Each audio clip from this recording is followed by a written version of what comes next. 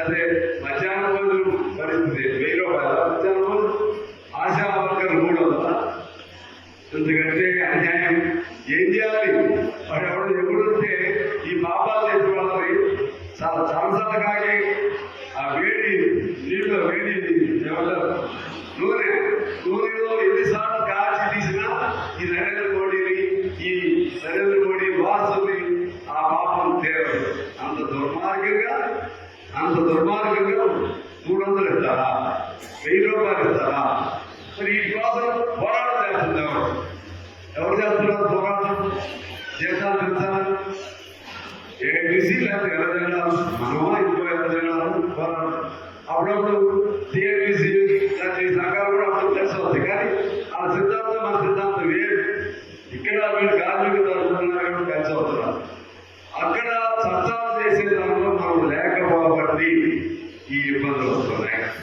నేను మీకు బాగా ఆలోచించి ఇతరులు 50 ఇతరులు అయితే ద్రాక్ష పండు వస్తుందా? చట్టాలు చేసేవాడు కార్మికులకు వ్యతిరేకంగా ధనవంతులకు అనుకూలంగా చట్టాలు చేస్తున్నారు. మరి చట్టాలు అక్కడ అయినప్పుడు నువ్వు ఎంత పోరాడినా కూడా చట్టం ఇది, చట్టం ప్రకారంగా మీకు ఈ హక్కు లేదు. ఇంతకుముందు 50 మంది 14 మంది కర్మాగారం ఉంటే వాళ్ళకి ఒక 300 ఇస్తున్నారు కాబట్టి నేను 1 గంటే పని చేస్తానని కూర్చున్నా. 300 ఇస్తున్నారు. 300 ఇచ్చిన పర్మనెంట్ ఉద్యోగస్తులు ఎన్ని గంటలు చేస్తున్నారో మీరు కూడా ఇంకా కొద్దిగా ఎక్కువే చేయాలి. ఇంకా అదనంగా మీకు ఉద్యోగాలు అదనంగా డ్యూటీలు ఇస్తాం. మధ్యాహ్నం భోజన వర్కర్స్ ఉన్నారు, మాకు 1000 ఇస్తున్నారు అని చెప్పి వెళ్ళి 2 గంటలు చేసి వస్తారంటే నడుస్తుందా? నడవకపోగా ఆ ఉద్యోగం నిలబెట్టుకోవడం కోసం వీరు ఎదురుడప్పుడు పెడతారు. ఎదురుడప్పుడు పెట్టి వాడు ఇవ్వకపోయినా, బియ్యాలు గీపోయినా, పప్పులు గీపోయినా, ఉప్పులు గీపోయినా, కొడుగుడ్డి గీపోయినా సరే మనకి తల్లిదండ్రులతో తిట్లు తిరగకుండా, పిల్లల్ని కడుపు మార్చకుండా మీరు చేస్తారు. అట్లా నువ్వు ఏ సంఘమే తీసుకో. అదే పర్మనెంట్ ఉద్యోగస్తులు అయితే ఒక్కడి ఉద్యోగంతో ఇప్పుడు ఇవాళ 10 మంది ఉద్యోగాలు ఇస్తున్నారు. ఒకరికి ఇచ్చే జీతంలో 10 మంది ఇంకా ఎక్కువే. ఇది 300, 1000 అంటే ఇప్పుడు మీ ప్రభుత్వ ఉద్యోగాన్ని ఎంత శాతం ఇస్తున్నారు? ప్రతి ప్రభుత్వ ఉద్యోగికి కనీసం 34,000 కావాలి. 34,000 ఒకరికి ఇచ్చే బదులు 30 మందిని పెట్టుకోవచ్చు కదా అని చెప్పి వాళ్ళు అనుకుంటున్నారు. ఎందుకంటే పాపం, ఎందుకంటే అన్యాయం, ఎందుకంటే ప్రజాస్వామ్య భక్షణ, ప్రజాస్వామ్య వ్యతిరేకత మరి ఏముంటుందని నేను మీరు ఆలోచన చేయమని కోరుతా ఉన్నాను. ఎంత చేస్తుంది ఈ పాపం? ఎవరిది? ఇది కాదు, కేసీఆర్ది కాదు, రేవంత్ రెడ్డిది కాదు, జగన్మోహన్ రెడ్డిది కాదు, చంద్రబాబుది కాదు. ఈ పాపం ఎవరిదంటే మనందరిదే. ఏనాడైనా కమ్యూనిస్ట్ పార్టీ నిలబడితే అరే ఎర్రజెండా మన పార్టీ అని మనస్ఫూర్తిగా ఎంతమంది మీరు ఓట్లు వేస్తున్నారో గుండె మీద చేసుకుని ఆలోచన చేయమని నేను కోరుతా ఉన్నా. వేస్తున్నారా? అప్పుడు వచ్చేసరికి అత్యధికారం బాగుంటుంది. వాడేదో డబ్బులు రెట్లు ఇస్తా ఉన్నాడు, ఈడేదో ఇంకేదో ఇస్తా ఉన్నాడు, ఇంకోటి మంగళసూత్రం ఇస్తా ఉన్నాడు, ఇంకోటి ఇస్తా ఉన్నాడు. అరే అసలు జీవితాలే పోతున్నాయి. వాడు ఇచ్చే తాయిలాన్ని ఆశపడి, లేకపోతే మన సంవత్సరాల దగ్గర డబ్బులుడు, కమ్యూనిస్ట్ పార్టీ దగ్గర డబ్బులుడు, ఆడైతే 1000 ఓటుకు 1000, 2000 ఇస్తాడు, దాన్ని కొద్దిగా ఎక్కువ ఇస్తాడు. ఈ ఆలోచనలు కడితే మన జీవితం ఏంటి, మన బతికేంటి, పోరాటం చేయాలి. ఆ ఆలోచన రాజకీయపరమైన ఆలోచన చేస్తున్నారా? మీరు ఆలోచన చెప్పి నేను కోరుతాను. అందుకని ఇక ఆర్థిక పోరాటాలు ఒక పక్కన నడుస్తా ఉన్నా, మరోవైపు రాజకీయ చైతన్యం కూడా మీలో రావాలి.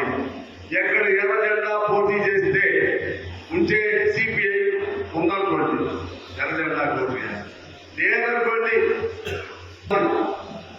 ఇంకో ఎర్రజెండా ఉన్నా సరే కష్టం చేసే ప్రతి ఒక్కళ్ళు ఎర్రజెండా వాడు రూపాయి అయిపోయినా వాళ్ళు మీదనే ఎదురు వాడికి 100, 200 ఇచ్చి ఆ విధంగా మన ఎర్రజెండా తరఫున నిలబడ్డ వ్యక్తికి ఓట్లు వేయాల్సిన బాధ్యత ఉంటే సిపిఐ లేదా నక్సలైట్ పార్టీ ఏదైనా సరే ఎర్రజెండాకి ఓట్లు వేయాల్సిన బాధ్యత మీరందరూ తీసుకుని అటువంటి చైతన్యం రావాలి. రెండోది పోరాటాలకు మనం పిలిపిస్తున్నారు. ఈ పోరాటాలలో ఈ ఇబ్బందులు మాకు తెలుసు. అంగన్వాడీ పోరాటం చేస్తే మీరు తీసేస్తామంటున్నారు, దాన్ని ఇంకెవరో పోరాటం చేస్తే తీసేస్తామంటున్నారు. ఒక సంఘటితంగా భయం అనేది శిక్షణ రాకూడదు. భయం అనేది మీ గుండెలో రాకూడదు. దిగేటప్పుడే అని ఆలోచన చేసుకోవాలి. దిగేటప్పుడే పోరాటం చేస్తామా ఉందా అని ఆలోచన చేసుకోవాలి. పోరాటం చేస్తామా ఉందని ఆలోచన చేసుకుని పరిస్థితులు అనుకూలంగా లేకపోతే పోరాటానికి దిగొద్దు. కాగితాలు పోరాటం చేయండి. దిగిన తర్వాత వెనక్కి రావాలి. అప్పుడు ఏమైంది తెలుసా, ఆగిపోయింది. అందుకని దిగేటప్పుడే ఒక దృఢమైనటువంటి ఆలోచనతో యుద్ధంలో దిగాలి. యుద్ధంలోకి వెళ్ళిన తర్వాత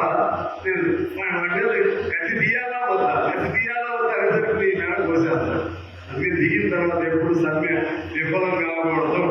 మన యూనియన్ ఇక తప్పదు అలాగంటే ఆపండి అన్నప్పుడే ఆ విధంగా మీరు ఆగాలి.